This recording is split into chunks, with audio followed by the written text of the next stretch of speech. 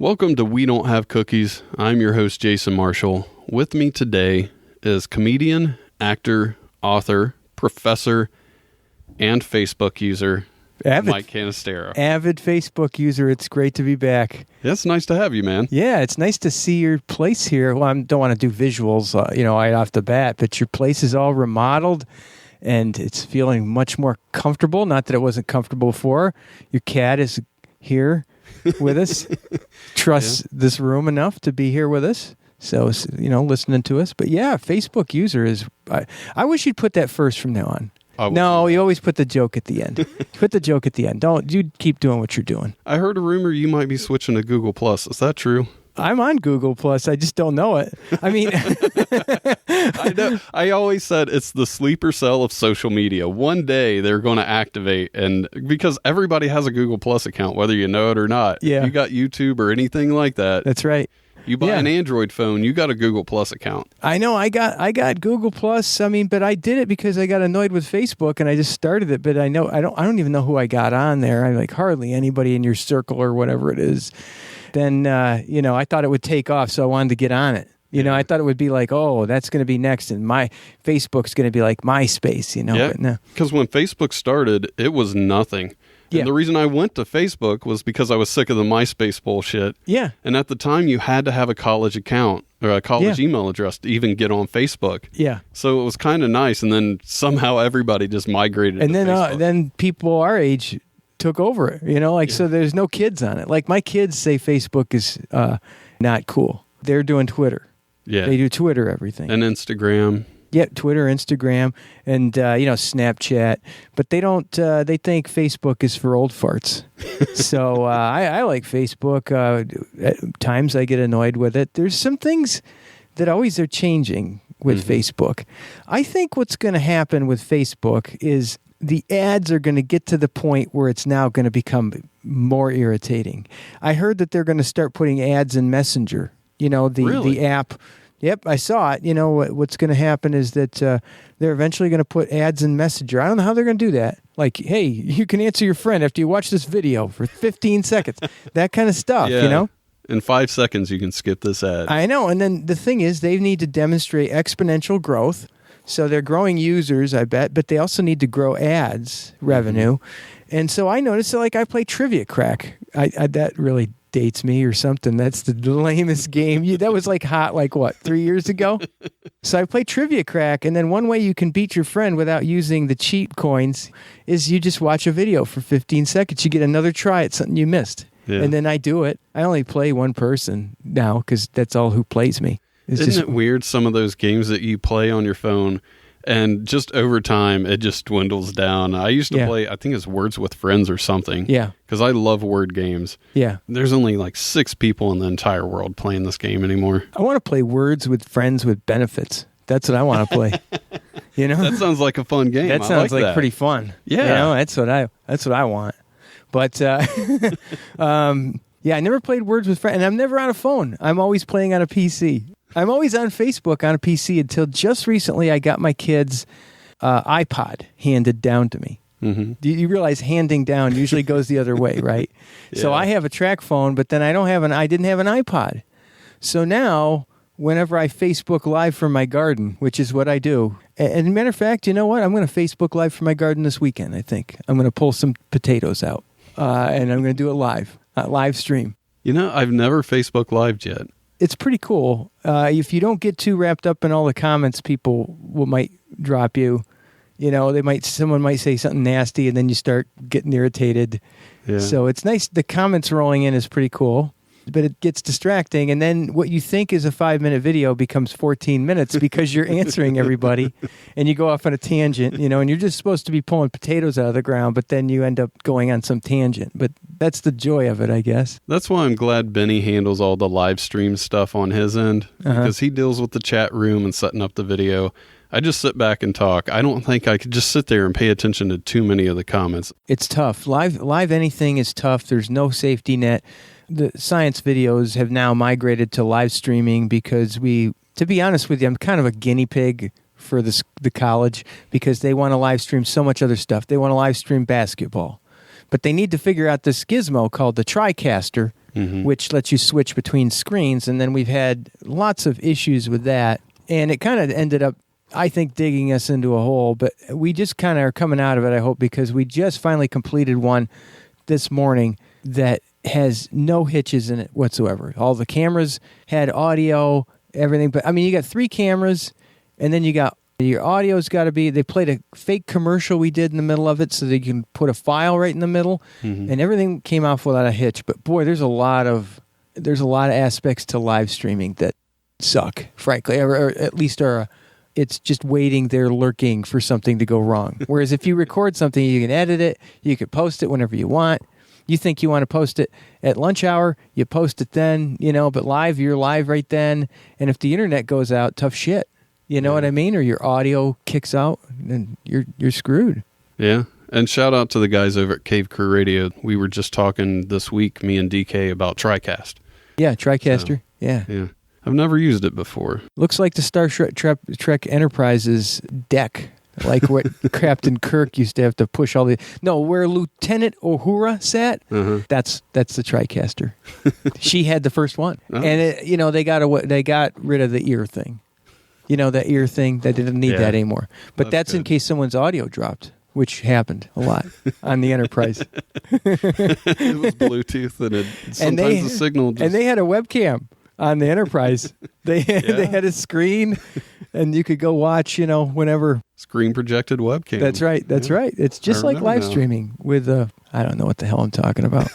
Don't know at all what I'm talking about. Well, this month, I'm showcasing a lot of people who have had a lot to do with the podcast because our 2-year anniversary is coming up on July 31st. Sweet. And one of the people who has had so much to do on the show is, of course, you. Mama Kate, I think I added it up the other day. She's been on 19 times this year. 19 times, yeah. And you were right behind her. I think this will be your 7th or 8th appearance. Wow, okay, cool. But you've also been on as other people. Yeah.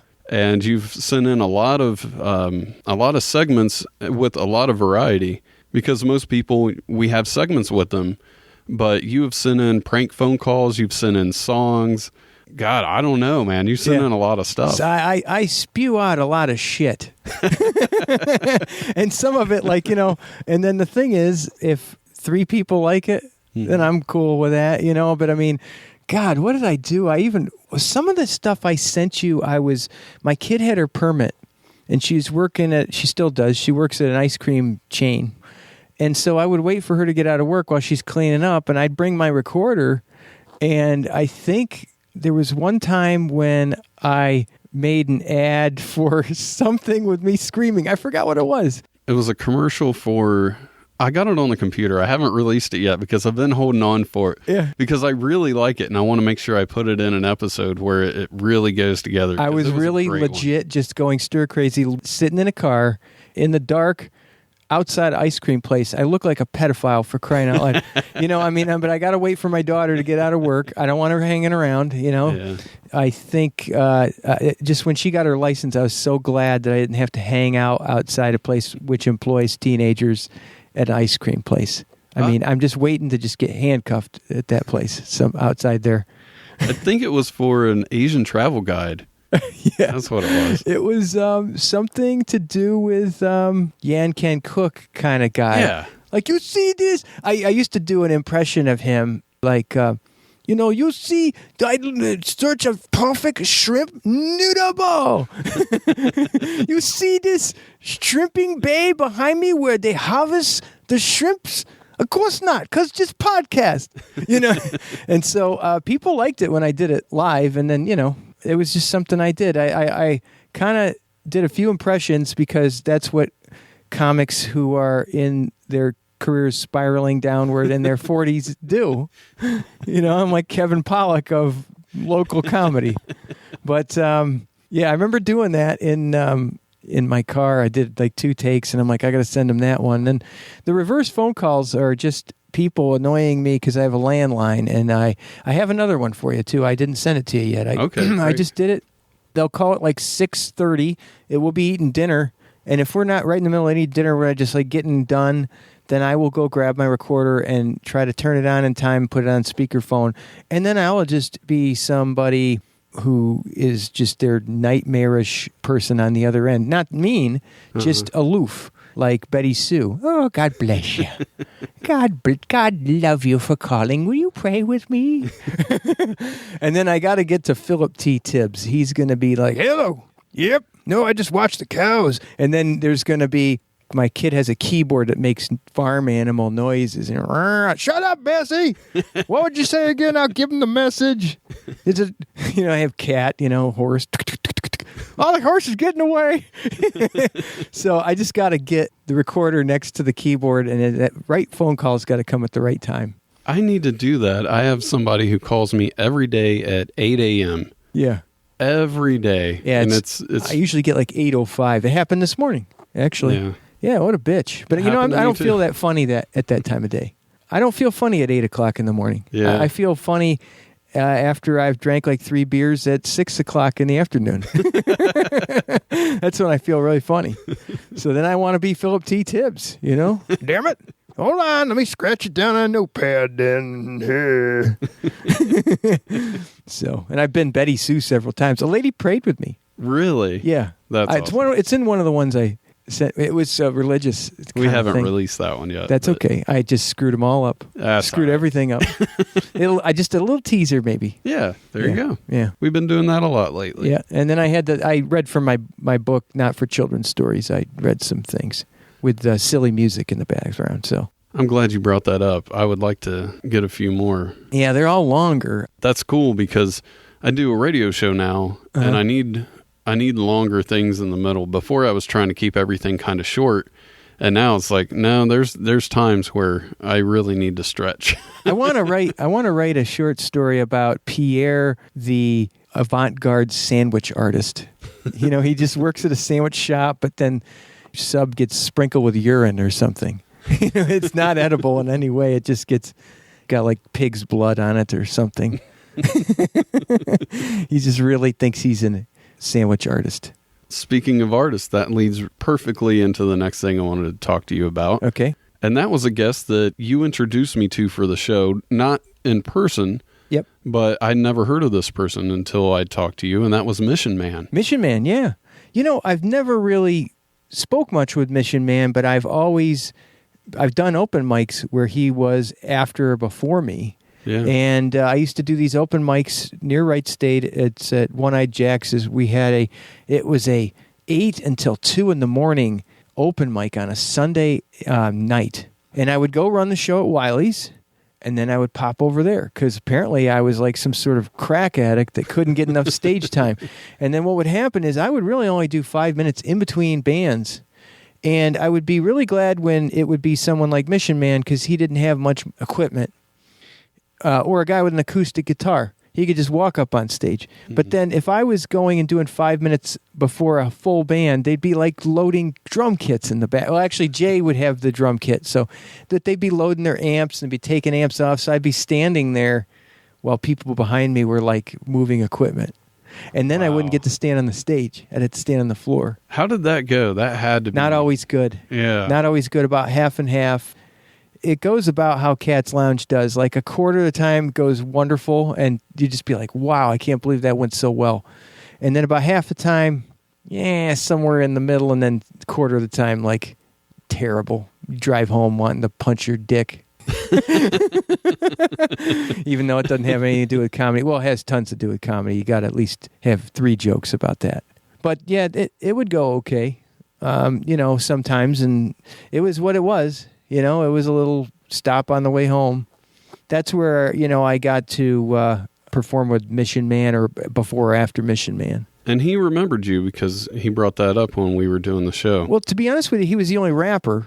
So, I mean, that's the thing. And so it was easy. It's easy to remember him. He's local. He's the only guy I know that I've seen in the same venue as me who raps.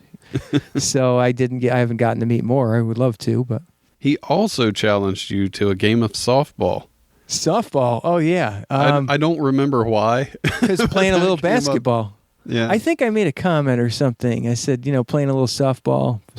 I don't know. It didn't have the same number of syllables. Yeah, you... He's got that, that song, playing a little basketball. So I was thinking, just throw something else in there with a ball in it. Yeah, yeah. Volleyball. He was going to do a remix. I should have said playing a little volleyball. There you go. He should do it's got the same number of syllables. Mm-hmm. Basketball, volleyball. I feel like I'm doing a haiku now. I got to figure out the syllables. But yeah, he should just do another volleyball remix. Why not? It doesn't matter. The refrain would be the same. You could even use the same gym that he shot the basketball one in. Yeah. Just put up a volleyball net. That video was produced by Henrik too. So who I've done a lot of work for in his films. So that's another reason he was fresh on my mind, because I just got done watching that video. So yeah, it was kind of cool to see him in there too. It's in here. He's like the dude who I know, because he's not a sports guy. Yeah, and then so you got. I like the way that video was produced. I liked it. I liked it. He had there was a lot of comedic elements to it too. There was. You had a lot of middle-aged guys kind of getting serious. It kind of reminded me of that scene in The Cable Guy when Jim Carrey just goes nuts and he jumps on the guy's back and he slam dunks. It kind of reminded me of that, except you got all these guys trying real hard, but they're middle-aged or approaching middle age. It was pretty cool. Well, I have a question from my last guest. The question is, have you ever made any bad buying decisions or drunk shopping? Me? Yeah. When I was in high school, we used to we were drinking in high school. That tells you something. We would actually just go buy Okay, this was in the late 80s when grocery stores being 24 hours open was a new thing. Mm-hmm. So naturally, all the bars just closed. This might not have been high school. It might have been college, early college. One of my friends just bought stuff to amuse the cashier. So he bought like a candle and a copy of Women's World magazine and then like a big summer sausage or something. And I'm thinking, you just wasted all that money to try to just, we're all just buzzed up. Okay, so most recently, one of the reasons I'm glad I don't run the Wiley's open mic anymore is I started... and then going to One-Eyed Jack's, I would start accumulating drinks, and then I would have it all figured out. Like if I had 8 in the time frame of 6 hours, then I'd be cool. But then sometimes, someone buys you one. It's after the show, someone buys you one. You go down to One-Eyed Jack's, someone buys you one, and then I would literally want to walk it off. So I'd go to Kroger, and I bought. Elephant. No, not elephant. I bought elephant. Octopus, not elephant. That's stupid. I was just super hungry for sushi, but it turns out that I can't stand it. Really? I love octopus. The texture, I can't do it. Yeah. It's like you bite through it, it feels like you're chewing off a salamander's tail or something. You know what I mean? It just feels too close to I picked something out of the ocean, just bit it. Yeah. I didn't like it. But I can understand why people would like the texture. It's something new. I know it sounds gross, but I really like the suction cup parts. Yeah. No, it makes sense. It's something, it's got to be a texture thing. Yeah. Yeah, because it's very chewy. Yeah, I don't like that. I don't like chewy meat, man. Don't like it. Sorry if I let your person down. That's not a bad drunk decision. I made bad drunk decisions, but I haven't made bad drunk buying decisions. I'm too cheap for that. Octopus, I thought it was a solid decision. Nope. Just went to bed hungry that night. It's probably like 3 years ago. I was on the Sketch Comedy Podcast show, and I was doing a sketch that I think you will probably enjoy. I played the part of Father Time, and the host played the part of me as Father Time trying to call me to get a hold of you. Yeah. If you remember that from years ago. I remember that. I'll have a link in the podcast show notes, and I'll let everybody know when that particular episode comes out. That'll be cool. I designed one of my characters after him. So Uncle Eon. Yeah. Eon being a length of time. And then Uncle, just, instead of father, it's Uncle. And I think it let me work through some of the frustrations of, here's the thing, don't ever make a comment that you'll do something on Facebook and you're just joking and then not knowing that the other person's going to take it for real. So I got wrapped up by just a comment saying, I'll be his manager. I need some extra money now that I'm not running the open mic. And then that became the worst comment I ever made. Yeah. I was wondering how that came about. Yep, that's how it came about. And then I feel like, okay, now I've been sarcastic, so I got to be nice to the guy. Yeah. And then I ended up trying to get him booked at a few places, but not where he wanted to be booked. He wanted, to be booked at places that were... He wanted headlining spots at the Comedy Cellar. He wanted headlining spots at everything. Never just a normal spot. So It was tough to deal with. So I think it would have been kind of fun if it would have just been a regular booking somebody as your friend and just trying to, especially if you got along, you could kind of hang out and do stuff together, and it gives you somebody to ride with and split the gas money, things like that. That's right, yeah. But he was wanting to fly to L.A. and I didn't get that part. I couldn't produce any of that.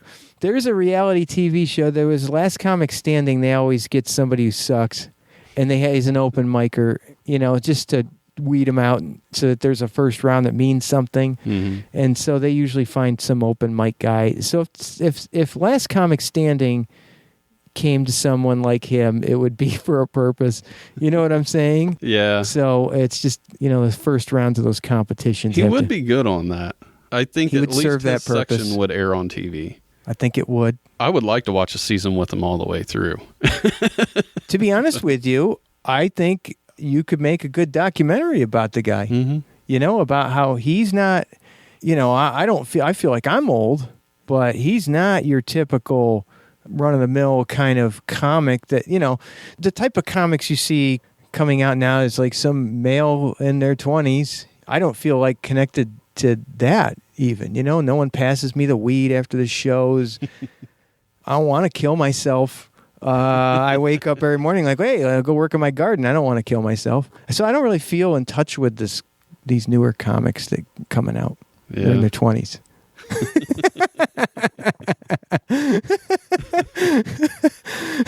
I saw a story this week that made me think of you.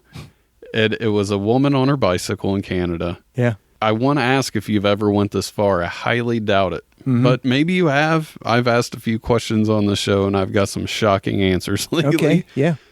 She was giving her dog a ride on the bike. Yeah. She didn't want to walk him. He wants to go outside. Apparently, her dog's very lazy, too. He doesn't want to walk.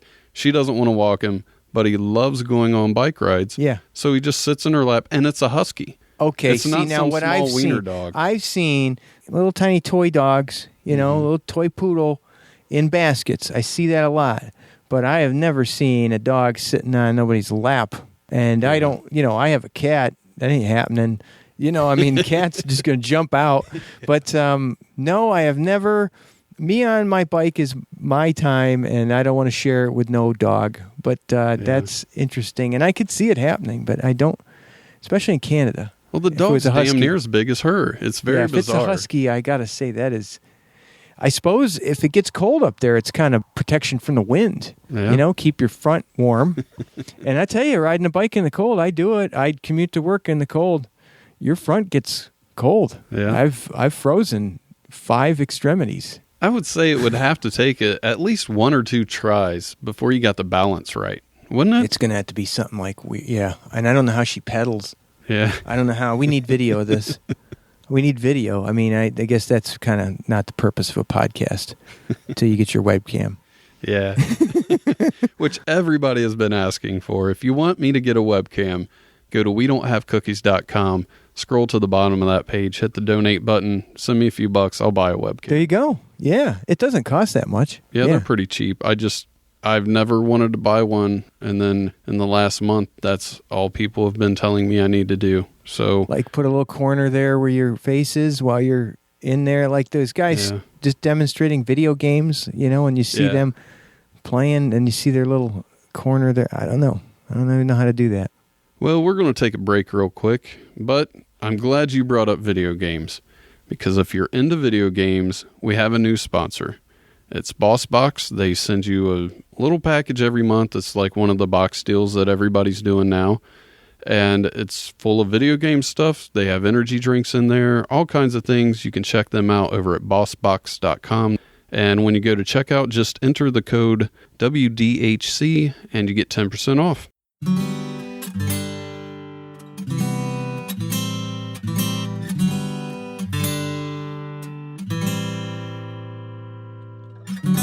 I'd have sex with you if your body looked like it does with clothes on. And I'd have sex with you if my friends would never find out. I'd have sex with you if I could watch really good porn in the background. And I'd have sex with you if I were a lesbian. You're so in my league, I'm so not in yours. I'd have sex with you if you weren't surrounded by beautiful women. And I'd have sex with you, but you haven't shaved your legs. I'd have sex with you, but I'd rather jack off to someone hotter. And I'd have sex with you if I had that flashy thingy from Men in Black. Ka-choo! But I don't have the flashy thingy, so we'd both remember. I'd have sex with you if having sex means having sex with your hot friend. And I'd have sex with you if I could charge you by the minute. I'd have sex with you if your face looked like it does on Facebook. And I'd have sex with you, but you won't have sex with me. And now, Comedy A Go-Go presents Fake Advice for New Comics.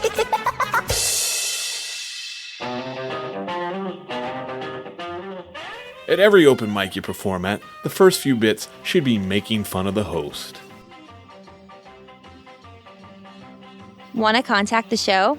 Send an email to jason@wedon'thavecookies.com.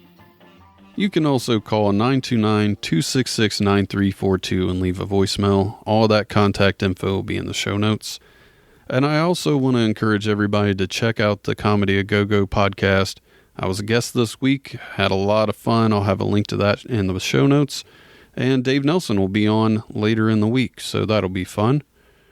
One thing I wanted to talk to you about, I found this kind of disturbing, man. It was a health inspector that found a breast implant in a bar's utensil holder at a strip club. What? How the hell does that get in there? Do you think someone just faking something, or it had to be one of those silicone bra padding things? This couldn't have come out of a person, right? I don't think so. I mean, but there were problems with them rupturing and stuff, right? I mean, I don't know, because I don't have tits, but and if I did, I wouldn't have fake tits, I don't think. Yeah. Not to offend anybody listening that has fake tits. It's just not my style.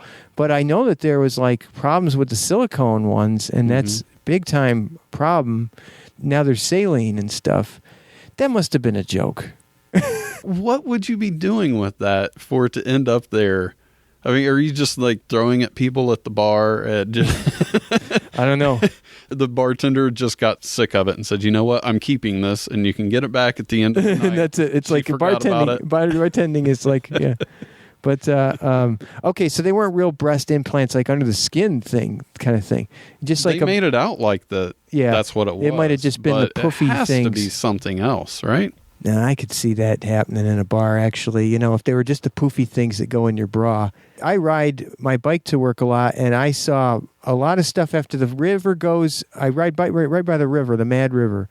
And as soon as the river goes high and then recedes, you get a lot of garbage washed up.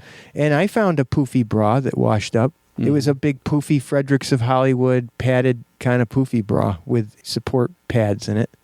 And, you know, that and plastic bottles. I could see why they float. They're buoyant, you know. Regular boobs are buoyant, but fake ones are buoyant too. Even more, I think. I'm trying to find this story. I really got the impression that it was an actual breast implant. Yeah, that would be interesting. Yeah. All it really said was that it was a silicone breast implant. That goes under your... So I don't know if that's something that you can buy to pad too? No, that's the surgically implanted stuff that you put underneath your pectoral muscle or whatever, or up on top of it. I don't know where it goes. Maybe someone can help us out. Ladies out there listening, if you want to We need some video, too, of it. Send all of those to sometimes Jason. Words, sometimes words just don't cut it. Yeah. Yeah, I mean, you could, pictures worth 1,000 words. So there you go. Helped you out there. Apparently that only earned them 1 demerit on the rating system, and they got 9. And I guess that's average. Just 1 demerit is just is average? 9 demerits is, I guess, average for the strip club in whatever area they're in. That's an okay bar. I would not eat at a strip club. You know what I mean? No, that's come up quite a bit lately on the show, and it's a gross thing, man. I don't think I would. I'd be afraid of there's too much skin contact going on all over the place. You know, there's just too much. I'd be afraid it'd be like a MRSA heaven. You know, it'd be like some sort of, something like that. Is there anything you would eat at a strip club? What is an acceptable strip club bag of food? Chips, because it's sealed. Yeah. Sorry, I'm mildly germophobic, very mildly, but I would eat a bag of chips. I don't know how I'd wash my hands. I'd have to just kind of, something like, something in a bag that I could get in a vending machine. Now you'd say there's no vending machines in a strip club. Oh yeah, there are in Indiana. My one friend talks about it in his act about how, you're at a bad strip club when it has a snack machine. But I don't go to strip clubs. My younger day I had, but I don't want to be that older guy going to the strip club. And then, you're just going because every single stripper is $300 away from their rent. They just need $300 more for their rent. Yeah. That's how it is. Always $300. I would go there looking like I do as a aging guy, and I would just be, bang, that's my $300 rent guy. That's it. Yeah, they have their money marks out in the crowd, that's for sure. I think that would be it. So that's another reason I wouldn't go, in addition to getting MRSA from the food. We've talked about it on the show about my ties to the strip club industry, for lack of a better term. Yeah, industry. But I got invited to go to this special show where it was a woman who she would shoot golf balls out of her. Yeah. For whatever reason, I ended up going to this thing. I had to see this woman do this. Was it golf balls or ping pong balls? Ping pong balls. Oh, yeah, good. Yeah. Thanks for good correcting for her. me on that. Yeah, because I could see ping pong balls would be easier to shoot out of you. That might not be something you want to shoot into the crowd. Yeah, I mean, who's catching those? I mean, somebody's like, she's probably got a fan base, and people are like clawing over each other to catch them, and I would just be recoiling. Dude, it was the saddest thing I have ever seen. She was probably, I'd say, between 50 and 60. Okay. And she had this little, I don't know what you call it, but it was like a little bar that came down from the ceiling that she could swing on. Mm-hmm. And not to be ageist here, but it was kind of gross because she would swing on it and all her skin would just sag as she was doing it. And she would do because she was tricks. older? Or yeah. Okay, I was wondering if it was some sort of strange side effect of... No. Okay. Like I said, I think she was at least 55, if not 65. She was an older lady. And it got to the part where she was shooting stuff into the crowd.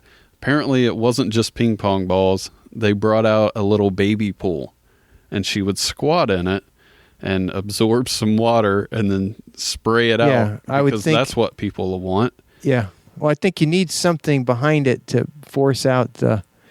Okay, keep going. Yeah, it was disgusting. Unfortunately, I didn't know that part was coming up, and I was within the SeaWorld splash zone range of this woman. Yeah. And a drop of that got in my beer. And you're done with it, And right? I was so pissed. I took it up to the bar and I said, look, I want a new beer. And they couldn't have given a fuck less. Yeah.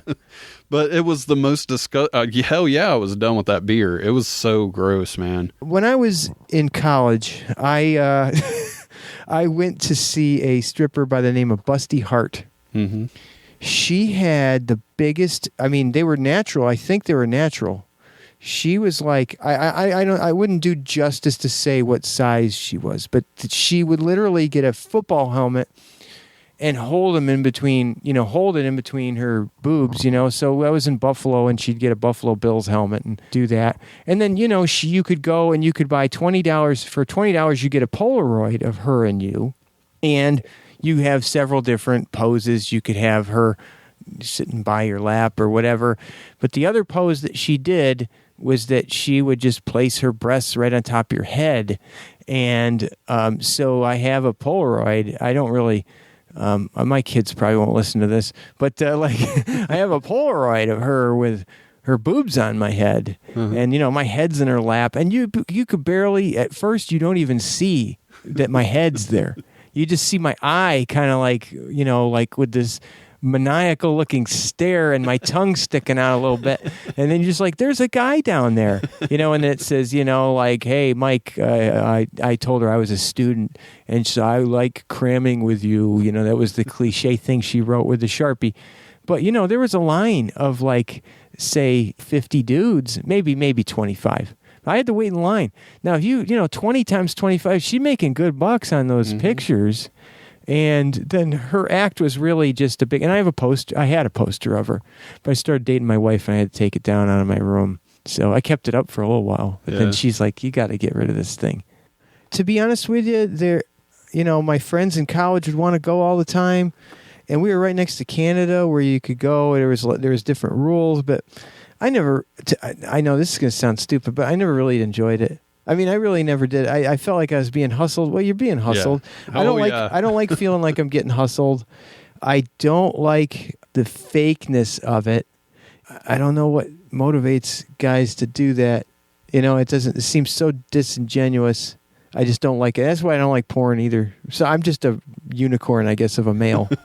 I don't like either of those. I don't like strip joints. I don't like porn. I think I was just around it so much. You think you get used to it, yeah. You realize, this is just, it's a carny con game, man.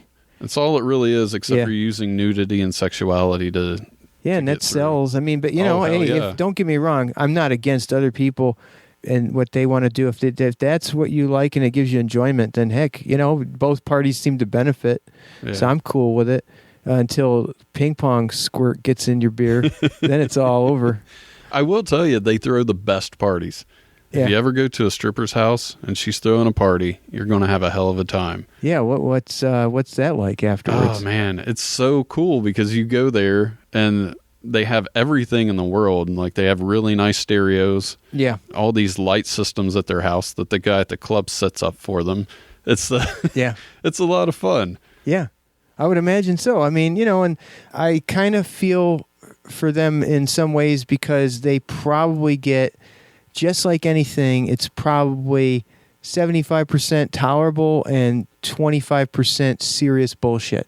Where they've got dudes touching them where they don't want to be touched or following them around and that kind of thing. Yeah. Yeah, there was a lot of that where there's certain people who just aren't allowed to come in anymore. Yeah. And the bouncers know who they are. And the other thing, too, is those bouncers, man, they take a lot of liberties. You get thrown out of a strip club, you're going to get roughed up quite a bit. It's not something where they just walk you to the door and you're No, I remember, just even regular bars when I was a kid in college. I mean, I remember the bouncers would like to rough you up pretty good. Yeah. Once in a while, they'd get their asses sued. I would imagine nowadays with the cameras everywhere, they might have to be a little more wary. Yeah, because I know there were times where things got a little rough where we were, but for whatever reason, man, the cameras just happened to not be working at the time. Yeah, I know. So. Yeah. I was thinking all the phones and stuff, but wow, isn't it funny that, man, we lost all that footage. What do you know? Yeah. It's just, we were live streaming and we didn't know it. And it just all died. It just kicked off. I don't know why. Good old strip joints. Probably, I'm going to make the call. I'll never go on a strip joint again. Unless I make a real sad turn in my life. I'd just rather not bars. Love bars, especially when no one's in them. Love bars. Yeah. But think I could do without.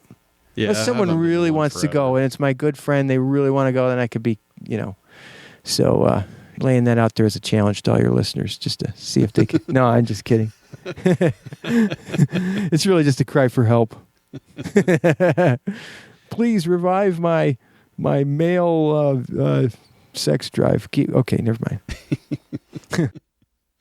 Well, one guy who a lot of people thought was going to need revived was a father of a bride who was giving a toast at his daughter's wedding reception. Mm-hmm. Got hit by lightning while he was on stage, right in front of everybody. So what happened? What was great, he started off his toast. It was like maybe 20 seconds in.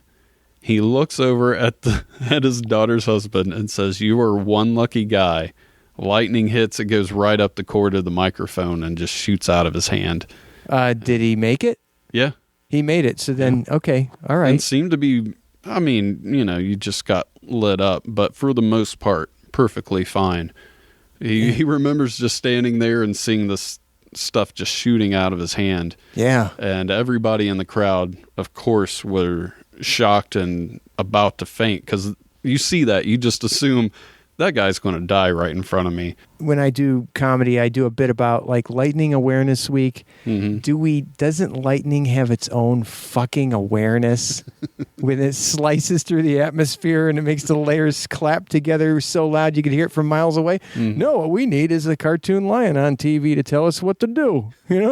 When thunder roars, go indoors. Also, don't stick your penis in the garbage disposer. Why are those people outside? That's what I'm saying. Just go inside for a little while. It'll pass, and you'll all get to live. So it's just one of those things. It's nature's own way of telling you to go inside. Yeah. I understand many, many years ago there was no inside.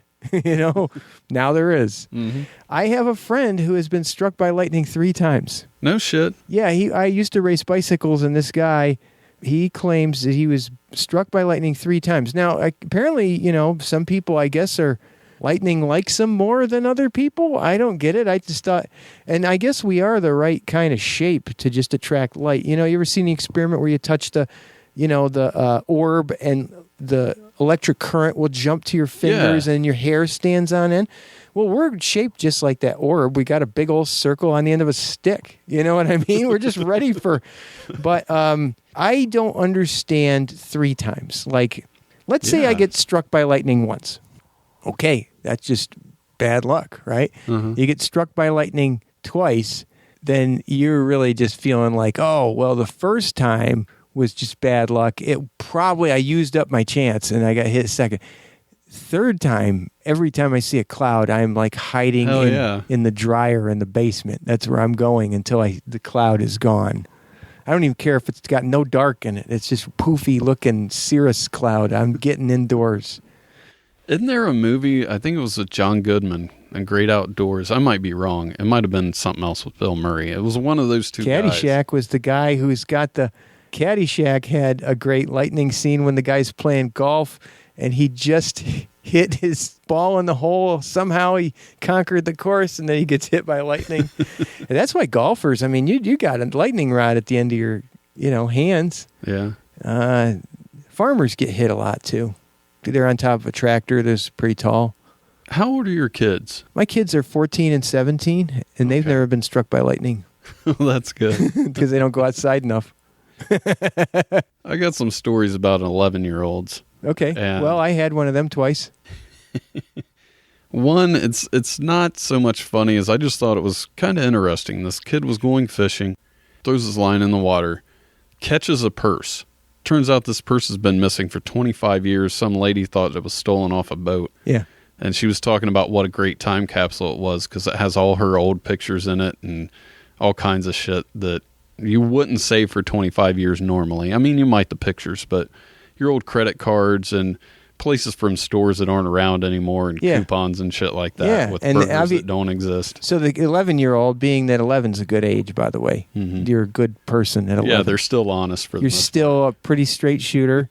You're cute still. You're not... getting into shenanigans, staying out too late because you're in bed or whatever. So that kid probably gave it. The parents and the kid probably found the lady and gave it to her, right?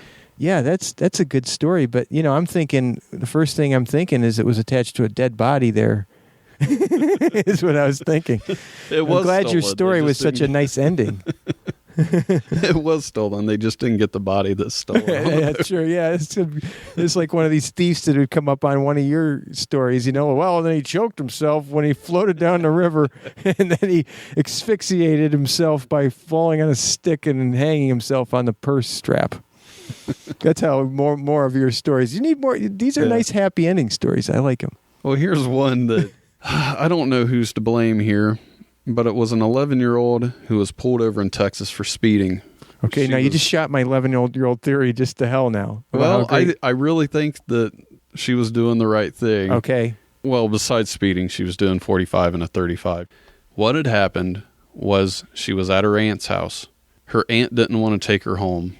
Allegedly. All this is allegedly, so I don't have to keep saying it. Her aunt didn't want to take her home, calls the kid's mom, and says, "Is it okay if they just drive themselves home?" The mom said, "Yeah, sure. She's driven before. Why not?" Yeah. The aunt, for whatever reason, I don't know if it was her keys or for some reason they just happened to have her sister's truck in the driveway, gives this 11-year-old the keys to a truck. And she just drives on home. She gets pulled over, and like you said, 11-year-olds are honest, man. Yeah, they're straight shooters. The police ask, and she said, "Yeah, this wasn't the first time I've driven. I'm usually supervised when I do drive. This is my first time driving unsupervised." Yeah. And I just thought everything was fine. My mom gave me permission. And of course, everybody else denies it. I have to believe the 11-year-old. I don't think that's something that she just made up. I think I believe the 11-year-old too. Now, I will tell you that I'm pretty sure I started driving when I was like 9. My mom, we'd go to church, me and my 2 brothers, and I think my brothers might have started a little later than that.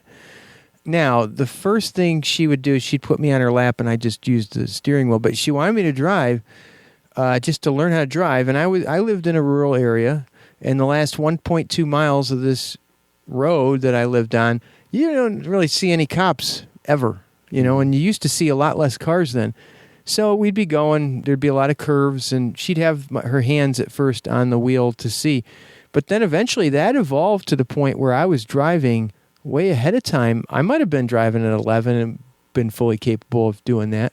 Yeah. But I want to say they must have lived in the country. Yeah, they had to. Yeah. Because these kids, I think it was anywhere from 2 to 5 miles away, which isn't that far, but at the same time, when it's an 11-year-old driving, that's a pretty good Had ways. to be country. Like I had a friend. That's what I'm thinking too. I had a friend his dad collected cars, and he had a bunch of cars in this big backyard. You couldn't have as many cars, X amount of cars, or else you had to have a junkyard permit. But I think he went over that. Yeah. And so it was just his car to drive around in a big field. He would just drive it around back there. It was just his car to play in. It was his toy. It was a real car. It was a VW Bug. He's just driving around back there, doing little, like kind of figure eights and kind of taking the turns pretty hard, like skidding a little on the dirt. My theory is that those are rural people. Yeah. Some kids have dirt bikes. Some kids have VW Bugs. Yeah. I had a dirt bike. He had a VW Bug. I would have gone for the Bug myself. Yeah, I don't blame you there. Yeah. One of the weirdest things I've ran across this week, maybe this month, there's been a lot of things I've seen out there, but it's a facial recognition technology in China being used to dispense toilet paper. Just based on... It's only in a certain province, but I guess it's all wired together, and you go up, and it recognizes who you are, and it gives you 27.5 inches of toilet paper. That's the max you can have. And if you need more, you have to wait 9 minutes. I don't think they've taken into account some people may have diarrhea. There should be an emergency button, something like that. Like if you do a courtesy flush, you get a little extra. I would just contort my face and try it again. I'd just come up and then be like, just try to do something. That's interesting. Yeah. And then, that's pretty, 27.5 inches. Let's see. That's not even 3 feet. It's just a little over 2 feet. That's not much. And depending what ply it is, if it's like most public restrooms, that's even worse. Yeah. I just assume it's probably one ply too. If they're going to the links where they're limiting how much you have, They probably already scaled back to 1-ply before they went all this way. Where the fuck is this? I mean, like, what kind of establishment is it? Doesn't say. Let me see. If I remember correctly, it's throughout this whole town. So they've converted all of these over. So it's a public restroom. Mm-hmm. Okay, well then, yeah. That would be enough to get me to not want to live there. But I don't know if you have much choice in China. Yeah, that's what I was talking to my wife about. If you didn't live in the town, you were just going there to shop or whatever, just hit the outskirts of that town. That way, if something happens, you can just run across the city line. I'll just bring my own damn toilet paper. You know, my nose bleeds every once in a while. I bring toilet paper in my pocket. I was climbing on Mount Rainier, and there's no bathroom, and I had to go to the bathroom, and I never did go, but I had a plan, and it was that I wasn't coming back with any underwear. That's my plan. You know, not very good for the environment, but you know what? I ain't walking around like a 6-month-old. These are all in public restrooms, and Chinese officials have said that it has cut their toilet paper use in half. Well, that's a great accomplishment. I'm so that makes me feel so much better. It's a problem. You know, do you notice how much like a shortage of toilet paper there is? Oh yeah. I can't find any when I go to the store ever. It just seems like they could use their efforts in a much better way. Yeah, towards you know, almost any other problem. It seems pretty militaristic if you ask me. Yeah. That's just getting you where it hurts. That would suck, man. And the other thing, too, is what if you're on your break at work, you get a half hour for lunch or something. Now you need more toilet paper. You got to sit there for 9 minutes before you get any more. And also, that's not good to leave on your body. It's acidic and it's very irritating. And so you're going to have to go splash your ass or something, you know, and then they're going to cause dysentery because there's going to be some guy sticking his ass in the sink. I'm just worried. This is the worst case scenario I'm thinking out here, but they probably don't. They're polite people. I wonder if their paper towel usage has skyrocketed now. Because I can see that people just go out to get a paper towel. They might put it under the sink or something. Water? So it's not as hard. I mean, is the water usage an issue? That's what really the resource. When I look at two things, okay, cellulose is what toilet paper is made out of, and we got plenty of that, and then water. Mm-hmm. Water's the more resource to be protected. So what's going to happen, this is just like everything where unintended consequences happen. What's going to happen is some dude is going to run out of his 27.5 inches of toilet paper, and then he's going to be like, oh, fuck. And then he's going to, like, stick his ass into the toilet and flush 3 times to give himself a makeshift bidet, and they're going to end up wasting 3 gallons of water just so he can do that. Yeah. There you go. Water's more important than toilet paper. Shit. That's my thing. That's probably what would happen, but they probably only get 1 flush, too. You know, and then they're going to plug the toilet up. This week on the show has been very toilet heavy. It's toilet heavy? Okay, well. Yeah. No, it's fine. It's fine. It's a funny thing. You know, if you think about it, the toilet is actually one of the most important inventions in mankind, but they're still funny. Yeah, last week, Benny Mac from New Zealand. If anybody out there is listening, you're a new listener. He was on last week, and he was wondering why Americans have so much damn water in their toilet. I was saying it's like a jacuzzi for our shit. Yeah. And he went on to explain how in other cultures they do different things. Well, I'll tell you what we got, and I guess I'm going to say something kind of nice about our situation. We have so much fresh water in this country. Now, I don't know what New Zealand, how many lakes they have or whatever they have but we have huge lakes of fresh water everywhere. I mean, even you don't have to go to the Great Lakes. We're talking like in Ohio, you got some pretty sizable lakes. I was just in upstate New York, huge lakes. They're not only big, they're deep. Yeah. And that, I think, is going to be something that we will count as a blessing someday. Tell Benny that's why we got so much, that's why our shit gets to be bathed in a large amount of water. Don't want to flaunt it. I'm just saying we're lucky. I didn't choose to be here. It's just I happen to be born in a place with lots of fresh water. I'll let him know. Let him know. And I hope he's listening. But I don't want to start any sort of thing. But well, that brings us to this week's Dumbass of the Year. It's a Texas locksmith who got trapped inside of an ATM. And I have a video of this on the website, probably on the Facebook page too. He was slipping notes through the ATM to customers, most of which just assumed it was a prank. Hours later, somebody took it seriously and called the number on the slip. How did he get in there? I guess he was sent to fix the lock on the door. Sure. And while he was fixing it, he left his phone in the truck and just locked himself in. I guess there's like a small room with all the money, and that's where the door is. Okay. And it closed behind him. He couldn't get out. I see like a bank ATM that's hooked to something, right? Yeah. That's amazing. I mean, I could see where it'd be like, wow, this is like that Stephen King film where all the machines gain consciousness. Yeah. What was that called? It was Maximum Overdrive. Maximum Overdrive. Just real quick, if you want to hear me review that movie, you can go to the Sea of Madness, look for the Maximum Overdrive episode, and download that. Just quick shout out to those guys. It was a pretty good concept. Not so sure about the movie. Was not good, but it was a great not good, concept. and I know it wasn't good, but it was a great good soundtrack too. Yeah, AC/DC was all over it. It was great. Yeah. That guy, he's lucky. I mean, depending on the day of the week, maybe even. Well, that was the other thing, was the bank was shut down for renovations. Well, from now on, he's going to take his phone with him. Has anything like that happened to you where you were in a situation where you left your phone somewhere and you really needed it, man, but...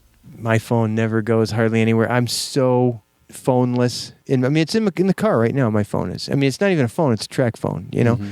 I very rarely have it. It's probably going to happen someday, but I have not really. There's times when I leave it at home and I'm driving and I start to think, okay, well, I can tell you this story.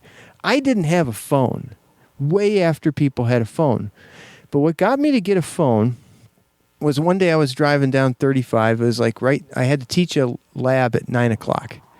So I'm leaving at like, say, 8:15, and I got about a 20-minute commute, and I'm driving down 35, and my timing belt snaps. So I coast to the end, and I have to do this like NASCAR I'm going to pit move because I've got no power now because it's the belt that runs everything. Yeah. So I'm coasting, and I go to the end of Steve Whalen Boulevard, and it's snowing. And I just start walking.